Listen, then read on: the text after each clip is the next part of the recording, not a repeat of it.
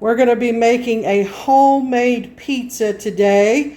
So we used to get those Chef Boyardee boxes that had some stuff in it to make these homemade pizzas, where it come with the pizza crust mix and some mozzarella in with the sauce. But now I just buy the pizza crust mix here at Walmart, and then I buy the can of Chef Boyardee pizza sauce, which I love that stuff. It is so good. And I get a pound of mozzarella cheese at Walmart. And I got a pound of ground beef here. And I got a bunch of mushrooms here. I'm not going to use them all for the pizza. I'm just going to use half of them. And then I'm going to use half of them for something else, probably stuffed mushrooms, because I love stuffed mushrooms with cream cheese. So these are the ingredients we're going to be using. And I'll show you what's next.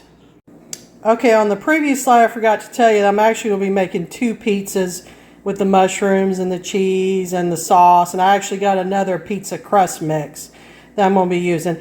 But anyway, on this section, I put one pizza crust mix for the one pizza.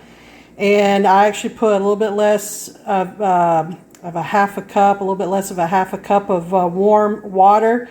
And stirred it with a fork a good bit. And I put a teaspoon of oil here. And so what I'm going to do is I've got some flour here, all-purpose flour that I've got here in a container. And I'm going to put a little bit of flour in there and just kind of rub it in a little bit. And then I'll show you what to do in the next step.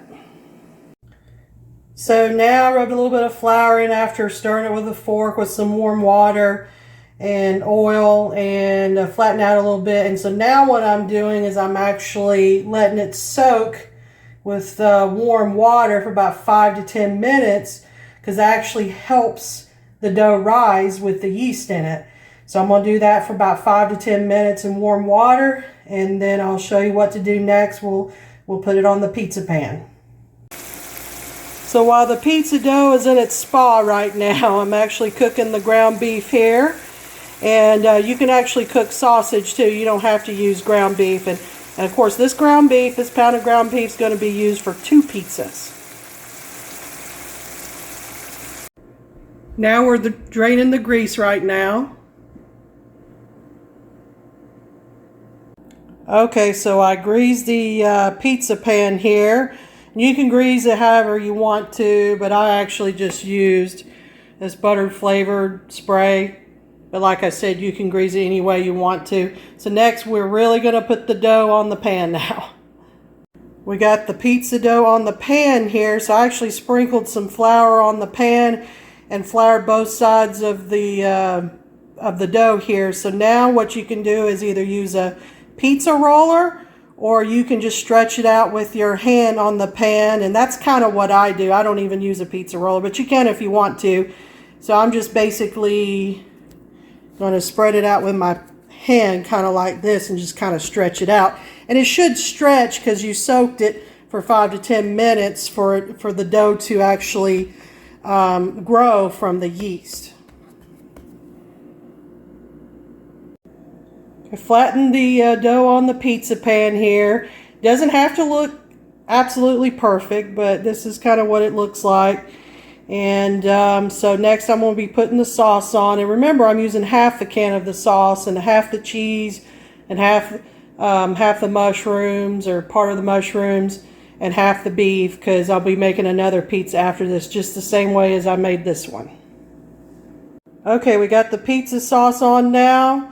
And like I said, I only used a half a can of it because I'm saving the next half for the next pizza. Now we're going to use half of the ground beef to put on top. Now I have the ground beef on the pizza. So next I'm going to cut up some of the mushrooms and put on the pizza before I put on the cheese. Now you can add any toppings you want to on this pizza. I'm not really making it into a supreme. I love mushrooms, so I always like mushrooms on my pizza. But you can add onions, you can add peppers, olives, all of that good stuff, whatever you want on your pizza during this step right now. Okay, so I chopped up some mushrooms here and put on top of the pizza. And again, like I said, you can put whatever you want on toppings or whatever seasonings.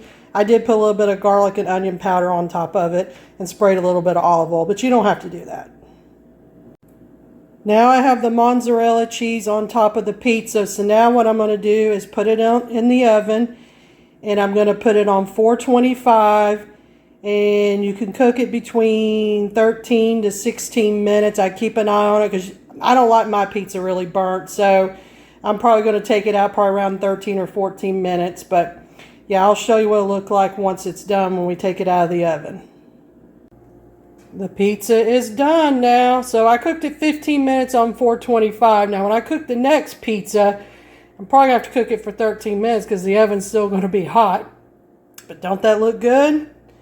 And I was going to tell you too, you can buy your own dough if you want to. I know I've been at Publix and they already have dough made, fresh dough, and you can buy it there somewhere else. Or you can actually buy in the store dough already made that's not in the deli or bakery.